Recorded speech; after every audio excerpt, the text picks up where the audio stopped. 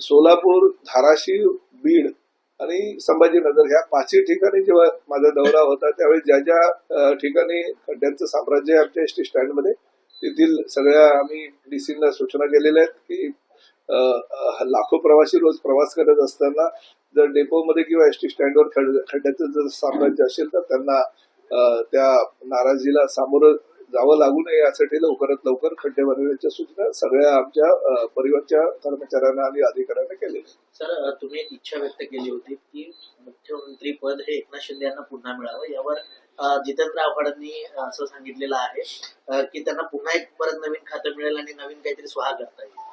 नाही बघा, जितेंद्र आव्हाड एवढे नाराज झाले असतील त्यांच्याकडे मंत्रीपद नाही म्हणून याची मला कल्पना नव्हती, परंतु त्यांनी विचार केला पाहिजे, त्यांनी समजलं पाहिजे की कधी त्यांच्या मित्राला मंत्रीपद मिळालं, कधी ते मंत्री होते, त्यामुळे एवढं नाराज होऊन चाललं नाही. ते जर आमच्या पक्षामध्ये आले, महायुतीमध्ये आले तर त्यांचंही भविष्य आम्ही उज्ज्वल करू. परंतु शेवटी बघा, राज्यातला सर्वसामान्य शिवसैनिक प्रत्येकाची हीच इच्छा असते की आपल्या पक्षाचा नेता हा मुख्यमंत्री व्हावा. प्रतापराव जाधव असू द्या किंवा आमच्या पक्षाचे दुसरे नेते असू द्या, त्यांची इच्छा आहे की एकनाथ शिंदे साहेबांनी मुख्यमंत्री व्हावं. परंतु शेवटी मुख्यमंत्री होत असताना किंवा मुख्यमंत्री पदाची खुर्ची देत असताना महायुती सरकारमध्ये काही निकष आहेत की ज्याचे संख्याबळ जास्त असेल त्याला मुख्यमंत्री देण्याची भूमिका आहे आणि तीच भूमिका पुढेही कायम राहील. आता जरा पुढल्या विधानसभेच्या लोकसभेच्या निवडणुकांमध्ये आम्हाला जास्त यश प्राप्त झालं, आमचं संख्याबळ वाढलं, आमचे आमदार वाढले, निश्चितपणे आमचा मुख्यमंत्री पदावर दावा राहील. परंतु मुख्यमंत्री पद देत असताना आमदारांची संख्या किंवा संख्याबळ हे फार महत्वाचं असतं. कंत्राटदार उद्या आंदोलन करणार आहेत. राज्य सरकारकडून त्यांचे पैसे काही लाखांमध्ये पैसे मिळाले नाहीत म्हणून आता 2 दिवस ते आंदोलन करतात.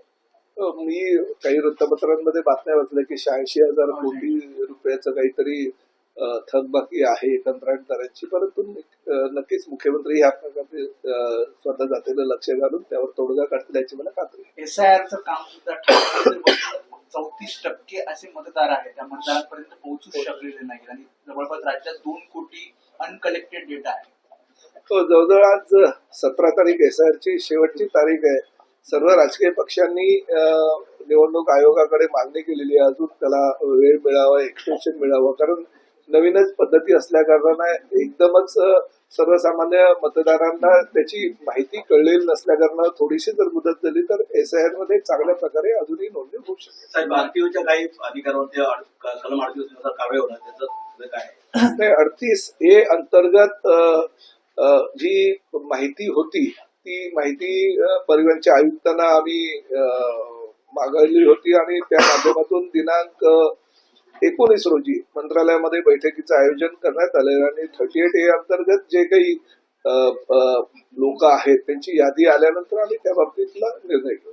नवनाथ वाघमारे म्हणतात की ओबीसी मंत्र्यांची जी मुलं आहेत ते पैसा पाहून मराठा ज्या मुली आहेत त्या घरात घुसतात असं त्यांनी विधान केलं. बघा, महाराष्ट्रामध्ये हे जातीय समीकरण, जातीय राजकारण, ह्या जातीचा तो त्या जातीचा अशा प्रकारे वक्तव्य करून काही लोक ज्यांची समाजामध्ये काही बांधिलकी नसते, समाजाशी काही बांधिलकी नसते, अशी लोक जाणीवपूर्वक असे काही वाच्यता करत असतात, त्याकडे लक्ष न देणं गरजेचं. पुन्हा एकदा आंदोलनाची भूमिका घेतली मरण जरांगे पाटील आणि मुंबईमध्ये करणं वर्षा निमस्त.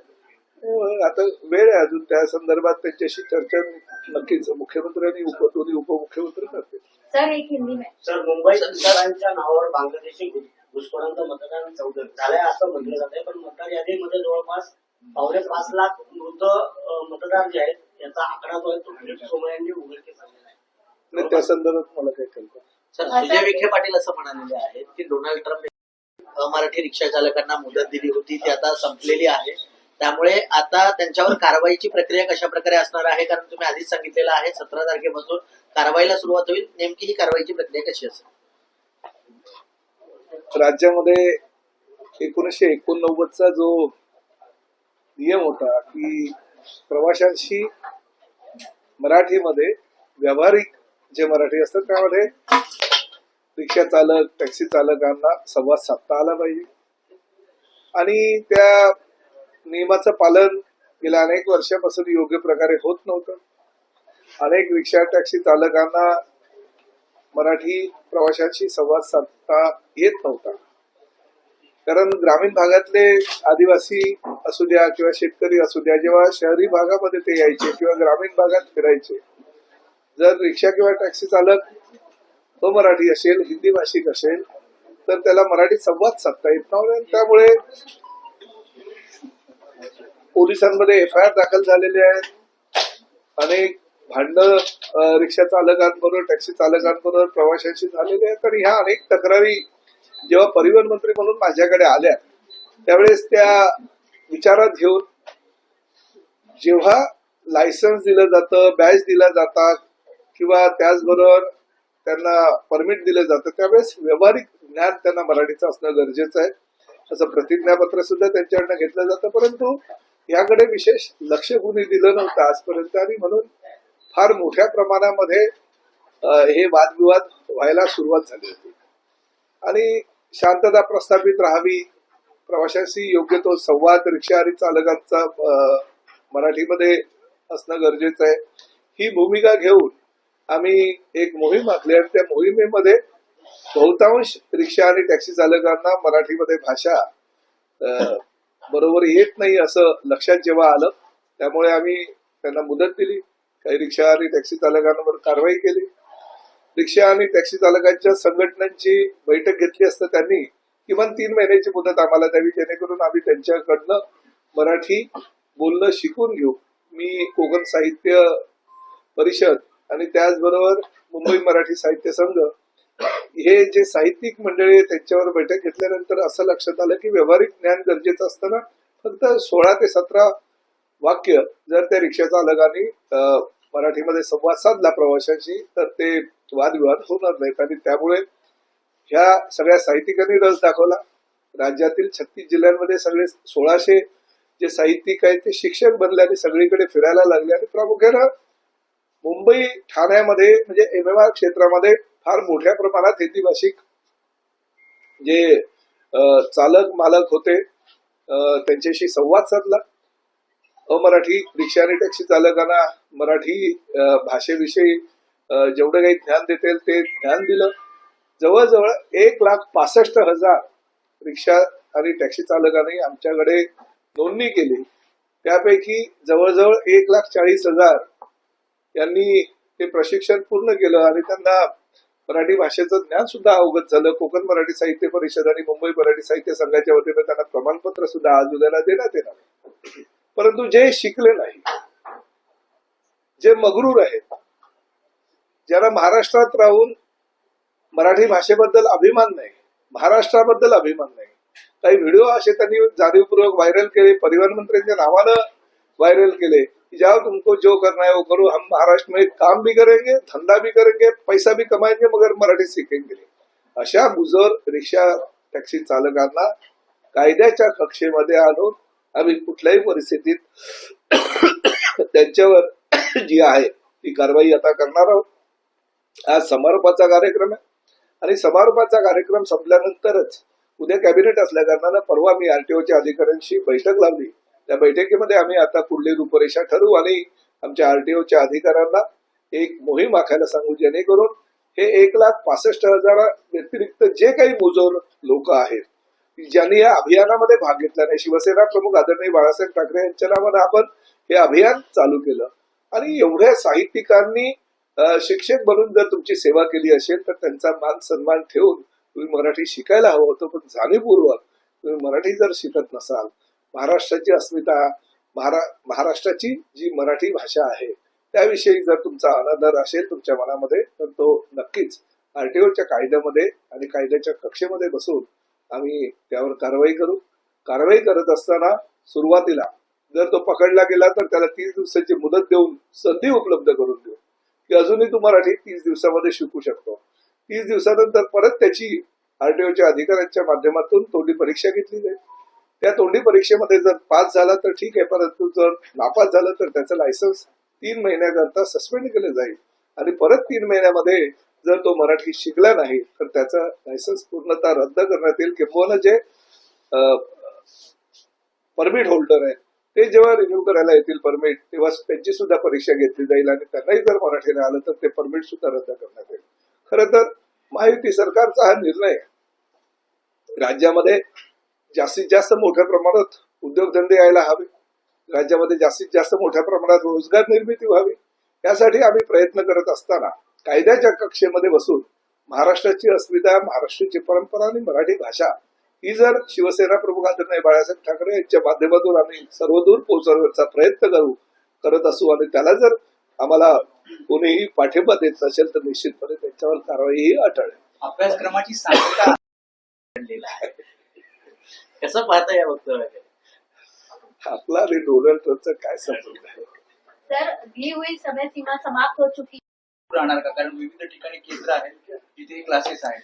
नाही बघा, शिंदे साहेबांनी तर मला स्पष्ट सूचना दिलेल्या आहे की आपल्यालाही कोणाचा रोजगार बुडवायचा नाही, कोणाच्या रोजगारावर गदा आणायची नाही. कुणी जर पोटा पाण्यासाठी देशातील विविध राज्यातून आलेली लोक जर या ठिकाणी आपला उदरनिर्वाह करत असतील आणि उदरनिर्वाहाच्या माध्यमातून जर त्याला मराठी भाषेचं ज्ञान नसेल तर त्याला ते देणं आपलं कर्तव्य आहे. कारण महाराष्ट्र हा कुणाच्याही रोजीरोटीवर पाय देणारा प्रदेश नाहीये. त्यामुळे तुम्ही मराठी भाषा शिका, परंतु तुम्हाला अजूनही शिकायची असेल तर ते क्लासेस जर शिंदे साहेबांनी सांगितलं परत चालू ठेवायचं आणि कोकण मराठी साहित्य परिषद जर ते चालू ठेवायला तयार असेल तर निश्चितपणे आरटीओ विभागाची तयारी आम्ही त्यांना संधी उपलब्ध करू देऊ. परंतु आरटीओ अधिकारी किंवा आरटीओ खात्याची लोक जेव्हा तुमच्याकडे येतील आणि तुम्ही मराठीचं ज्ञान आहे ते आम्ही कुठल्याही परिस्थितीमध्ये शिकणार नाही असं जर सांगितलं तेव्हा मात्र आम्हाला कायद्याच्या कक्षेमध्ये राहून कारवाई ही तुमच्यावर करावीच लागेल. पण यामध्ये 7,750 जे आहेत ऑटो टॅक्सी देण्याची परिषद त्यामध्ये नापास झालं तर मग त्यांचं पुढचं कसं? नाही बघा, एक गोष्ट मी सांगतो, तुम्ही निदान ह्या अभियानामध्ये भाग घेतला, ज्या लोकांनी भाग घेतला त्यांना निश्चितपणे संधी दिली जाईल. परंतु भाग घेतला नाही आणि व्हिडिओ टाकायचे ज्या तुमको जो करना है वो करो, हम नहीं मराठी सीखेंगे, अशा मुजोर लोकांना मात्र कुठल्याही परिस्थितीमध्ये कायद्याच्या कक्षेमध्ये आणून आम्हाला कारवाई त्यांच्यावर करावी लागेल. जसं तुम्ही म्हटलं की काही जण व्हिडिओ व्हायरल करतात, त्याच व्हिडिओमध्ये काही जण असे देखील म्हटलं जाते की आम्हाला मुदत वाढ अजून हवी आहे शिकण्यासाठी. नाही बघा, तुम्ही मला जेव्हा एकनाथ शिंदे साहेबांनी सांगितलं की आपल्याला कुणाची रोजीरोटी संपवायची नाहीये, प्रत्येकाला रोजीरोटी देणं हे आपलं राज्याचं कर्तव्य आहे, महायुती सरकारचं काम आहे, त्यावेळेस मी कायदाच असा बनवला, म्हणजे 12 ऑगस्ट 2026 कायदाच असा आहे की जर तुम्ही पकडला गेला आणि तुम्हाला मराठी येत नसेल, मराठीचं ज्ञान नसेल तर तुम्हाला 1 महिन्याची नोटीस देण्यात येईल. ती नोटीस आहे, तुमचं लायसन्स त्यावेळेस आम्ही रद्द करणार नाही. त्यावेळी जर तुम्ही शिकलात तर काय प्रश्नच येणार नाही. परत 3 महिने तुम्हाला लायसन्स तुमचं सस्पेंड केलं जाईल. जर 3 महिन्यामध्ये परत तुम्ही शिकू नाही शकलात तर मात्र तुमचं लायसन्स रद्द करण्यात येईल. त्यामुळे ही तजवीजच आम्ही कायद्याच्या कक्षेमध्ये राहून केली आहे. म्हणजे पकडला गेलात तरी लागेच ताबडतोब तुमचं लायसन्स रद्द होईल किंवा परमिट रद्द होईल असं नाही. तुम्हाला ती परवानगी देण्यात येईल, तुम्हाला शिकता येईल, परंतु तरी सुद्धा तुम्ही जर मुजोरी केली तर मग कायद्याच्या कक्षेमध्ये राहून कारवाई करा. प्रवाशांना सुद्धा आव्हान करणार का? कारण 100% अनेक रिक्षा आणि टॅक्सी चालकांनी आम्हाला तर उलट हे सांगितलं की साहेब एवढी वर्ष झाली, आम्ही 25-25 वर्ष 30-30 वर्ष या ठिकाणी काम करतोय. प्रवासी जेव्हा आमच्याबरोबर बोलतात तेव्हा हिंदीतच बोलतात. त्यांची मानसिकता अशी असते की समोरचा जो ड्रायव्हर आहे, रिक्षावाला आहे, टॅक्सीवाला आहे, तो हिंदीच असेल आणि तेच आमच्याबरोबर हिंदीमध्ये बोलतात. प्रवासी जर आमच्याबरोबर मराठीमध्ये बोलले तर उलट आम्हाला म्हणजे ह्या शिक्षकांची किंवा मुंबई मराठी साहित्य संघ किंवा कोकण मराठी साहित्य परिषदेच्या ह्या लोकांची गरजच लागणार नाही. आम्ही रोजच्या रोज दिवसातनं त्या प्रवाशांशी मराठीत बोलून आमचं मराठी चांगलं करू, किंबहुना एवढं मराठी आम्ही करू की आम्ही पूर्ण आमची भाषाच मराठीसारखी होईल असं त्यांचं मत आहे. त्यामुळे आपल्या माध्यमातून मी सगळ्या राज्यातील नागरिकांना किंवा प्रवाशांना सुद्धा आवाहन करतो की आता आमची जबाबदारी आम्ही करतोय, परंतु प्रवासी म्हणून तुमची जबाबदारी आहे की रिक्षा चालकांबरोबर किंवा टॅक्सी चालकांबरोबर भले तो हिंदी भाषिक असू द्या नाही तर मराठी भाषिक असू द्या, तुम्ही मराठीमध्ये संवाद साधला पाहिजे, तरच मराठी भाषा आपण पुढे घेऊन जाऊ शकतो. आपण जर म्हटलं नाशिकमध्ये मोठ्या प्रमाणात खड्डे आहे आणि आज ठाकरे गटाचे नेते संजय राऊत हे देखील त्या ठिकाणी आंदोलन करत आहेत, मोर्चा काढत आहेत. अनेक बस ज्या आहेत त्यांची दुरावस्था त्या खड्ड्यामुळे झालेत, अनेक नाहक त्रास होत. नाही, नाशिकमध्येच नाही, आता पावसाळ्याच्या दरम्यान पूर्ण राज्यामध्ये अनेक ठिकाणी खड्ड्यांचं सगळीकडे फार मोठ्या प्रमाणामध्ये साम्राज्य आहे आणि त्यामुळे सगळीकडचे खड्डे लवकरात लवकर बुजवले पाहिजे. खड्ड्यावर जास्त राजकारण न करता आपण कसं काही गणेशोत्सवाच्या तोंडावर सगळे खड्डे बुजवून लोकांमध्ये एक नाराजीचं जे वातावरण आहे ते दूर करायचा कसा प्रयत्न करता येईल ते सगळं करणं गरजेचं आहे. प्रत्येक संजय राऊतांना म्हणजे काय दुसरी मुंबईमध्ये किंवा दिल्लीमध्ये काही कामं नाहीत की काय ते खड्डे बुजवायला नाशिकला गेलेत. मला असं वाटतं की त्यांनी बाकीचं राजकारण करायला पाहिजे. खड्डे बुजवायला कधीपासून संजय राऊतांनी सुरुवात केली हेच मला कळलं नाही. सर, ज्याप्रमाणे रस्त्यावर जे खड्डे आहेत त्याचप्रमाणे काही बस स्थानकात मराठी सीखना ही नहीं चाहते, उनके लिए काफी देखिए उनके लिए कानून है. महायुति सरकार ने 1989 का जो कानून था उसमें बदलाव किया है. जो अमराठी लोग हैं उनको सिखाने के लिए हमने 105 दिन का एक कार्यक्रम भी रखा था. आज वो समारोह उसका हमारे उप मुख्यमंत्री एकनाथ शिंदे जी और उदय सामंत जी के माध्यम से आज कर रहे हैं. जो सीखे 1,65,000 लोग उनके ऊपर तो कार्रवाई बिल्कुल नहीं होगी कि उन्होंने सीखने की कोशिश की. फिर भी प्रमाण पत्र भी अगर तुम्हारे पास होगा तो प्रमाण पत्र देखते हुए हम ऐसे नहीं बोलेंगे कि नहीं आपको मराठी आती है. हमको उनके साथ हमारे आरटीओ के अधिकारियों को मराठी में संवाद करना ही पड़ेगा. अगर प्रमाण पत्र मिला तो मैं मराठी सीख गया ऐसे अगर किसी की समझ होगी तो वो नहीं होनी चाहिए. इसलिए हमने ये तय किया है कि हमारे आरटीओ के लोग आपके साथ संवाद करेंगे. आपको वो जो जितनी मराठी है उतनी मराठी प्रवासियों के साथ संवाद करने लायक आती है क्या ये देखेंगे. अगर आती रहेगी तो बहुत ही अच्छा है और नहीं आती रहेगी तो कानूनी कार्रवाई हमको करनी पड़ेगी. सर, कुछ लोग सिर्फ सोशल मीडिया पे वीडियो बनाकर स्टंटबाजी कर रहे हैं कि हम मराठी सीखेंगे नहीं, जो करना है नहीं करिए. देखिए ये हमारा यही कहना है. महायुति सरकार का राज्य में यही कहना है कि जो भी रिक्शा टैक्सी चालक है उन्होंने यहाँ पे आना चाहिए. उन्होंने काम काज करना चाहिए, लोगों की सेवा करनी चाहिए. अपना रोजी रोटी का जो सवाल है वो सवाल उन्होंने पूरा करना चाहिए. पैसा भी कमाना चाहिए. मगर महाराष्ट्र की संस्कृति है, मराठी की हमारी राजभाषा है, उसको साथ में लेके आपको आगे चलना है. अगर फिर भी आप बोलेंगे कि नहीं मराठी को हम कोई देखेंगे भी नहीं, सुनेंगे भी नहीं और बोलेंगे भी नहीं तो ये नहीं चलेगा. महाराष्ट्र में आप आते हो, रोजी रोटी कमाते हो, पैसा कमाते हो और मराठी के ऊपर अगर इतना आपका नाराजगी आपकी होगी तो हमारे महाराष्ट्र में वैसे नहीं चलेगा. हमारे महाराष्ट्र का कानून है और 1989 की कानून की अमल पूरी की पूरी हम लोग कर रहे हैं. जो भी कल से अगर उसको मराठी नहीं आता रहेगा तो उसके ऊपर कानूनी कार्रवाई जो कानून में है उसके हिसाब से करेगी. सर, मराठी शिक्षा देने का आज का आखिरी दिन था आपका आरटीओ की तरफ से. अगला जो प्रोग्राम रहेगा वो किस तरह का रहेगा? 19 तारीख को मंत्रालय में आरटीओ के अधिकारियों के साथ हमने बैठक ली है. कल कैबिनेट है इसलिए नहीं तो कल ही हम बैठक ले लेते थे. मगर 19 को बैठक लेते हुए हम निश्चय करेंगे कि आगे और कैसे चलना है. जिन्होंने 1,65,000 से ज्यादा रिक्शा टैक्सी वालों ने हमारे अभियान में पार्टिसिपेट किया है उनको तो नहीं, मगर जिन्होंने नहीं लिया उनके ऊपर कार्रवाई अटल है. सर, जो नाराज हुए किस हैं तरह से कार्रवाई रहेगी? आगे की कार्रवाई किस तरह? कानून में जो लिखा है, कानून में जो हमने 12 अगस्त 2026 में जो लिखा है कि पहले उनको नोटिस दी जाएगी 30 दिन में अगर वो सीखे तो ठीक है. वो अगर हमारे से मराठी में संवाद करेंगे हमारे आरटीओ के अधिकारियों से तो उनके ऊपर कार्रवाई नहीं की जाएगी. मगर वो अगर सीखे नहीं तो उनको 3 महीना उनका जो लाइसेंस है वो निलंबित किया जाएगा. और 3 महीने में भी अगर वो सीखे नहीं तो पूरी की पूरी जिंदगी भर उनका लाइसेंस रद्द किया जाएगा. और साथ ही में जो परमिट होल्डर है वो रिन्यू करने के टाइम पे हमारे पास आएंगे तो उनके ऊपर भी कार्रवाई अगर मराठी नहीं आती रहेगी तो की जाएगी. Sir, sir